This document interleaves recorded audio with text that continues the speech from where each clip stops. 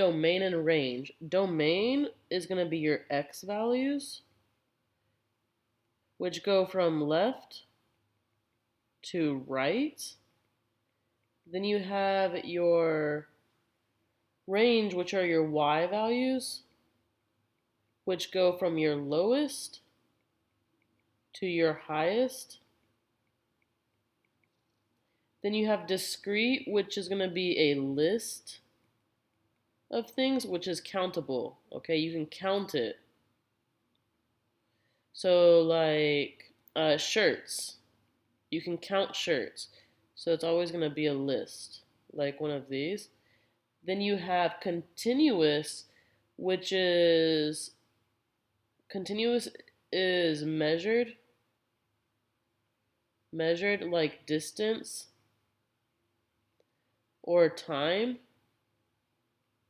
and it's always going to be written with inequalities. Okay, so then let's look at the points. This is called a closed point, and it's going to get a symbol with the equal sign on the bottom. Then we have open point, and it's going to get this symbol without the line.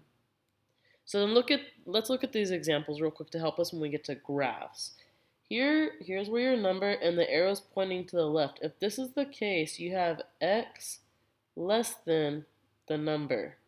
So you're going to write x is less than the number. Then you have your number here, and your arrow is going to the right, which means our x's are getting bigger. So x greater than or equal to the number. And look how we're using the open point, open symbol. Close point, close symbol. Okay? So then you're going to write x is greater than or equal to the number. So then let's look at the y. You have your number and the y values are going up. So y is getting bigger. So y is greater than or equal to the number. So y is greater than or equal to the number. So here you have your number and your y is going down. So it's y less than the number. So y less than the number. So let's try our examples. Example 1 says, what is the range of y equals negative x squared minus 2x plus 3? So my important word in this situation is range, which means y values. So if I'm looking at my answer choices, I can see I can eliminate A and B because those are x values. So I want to graph this. Graph. So we're going to go to our calculator over here, go new document, press no, go to graph, and we're going to type in negative x squared minus 2x plus 3. Enter. And we're looking for this top point, this maximum point. So we're going to do menu 5-1. So menu 5-1, menu 5-1. So you have it. And we're going to find where it says maximum. Maximum right there. So it's going to be negative 1, 4 is our point. We're going to draw our little shape, the U. And if we're using our chart that we created right here, we know that the arrows are facing downwards. So we're going to use this one right here. Well, sorry. We're going to eat the number, but it's a solid point, so it's these symbols, okay?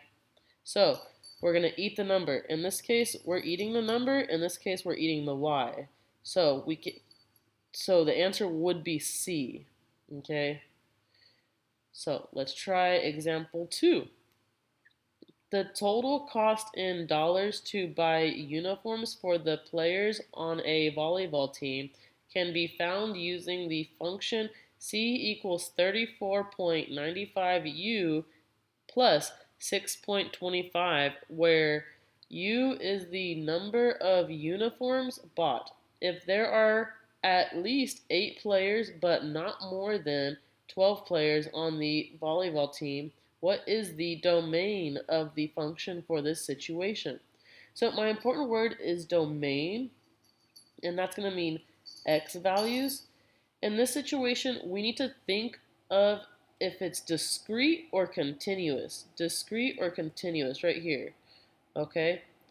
And in this situation, we're talking about uniforms, and players. So where U is the number of uniforms bought, so we can see that there. So let's write that U is uniforms, and then we have C is going to be cost, okay? So if we're talking about domain, we're talking about the U, the uniforms. And in this case, if you're buying uniforms, you can't have a half of a uniform. So you have one shirt, then you have two shirts, then you have three shirts, so you're counting it. So this is going to be discrete, which means it's going to be a list. So if we look at our answer choices, we can eliminate F and G because they aren't list, because they don't have these brackets. Okay, we need those brackets. So then if we look at the answer choices, we know that there are at least 8 players and at most 12. So we know that if there are 8 players, there have to be 8 uniforms. So the only answer with 8 in it is H. So H is my answer. So then let's try example 3. There are 3 examples, sorry. Alright, so example 3. Which graph best represents a function with a domain of all real numbers less than or equal to 6? Alright, so in this case, we're talking about domain, which is going to be x values. So let's get rid of this line right here. So that's our y. We don't need it. Alright, we don't need that. And then we're talking about all real numbers less than or equal to 6. Less than or equal to 6.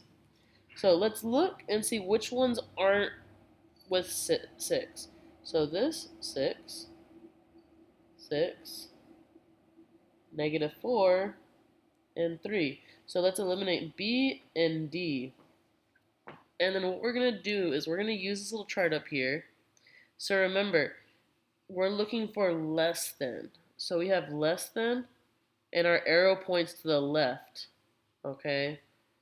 So looking at here, our arrow points to the left here, and our arrow points to the right here. So my best answer choice in this situation would be A.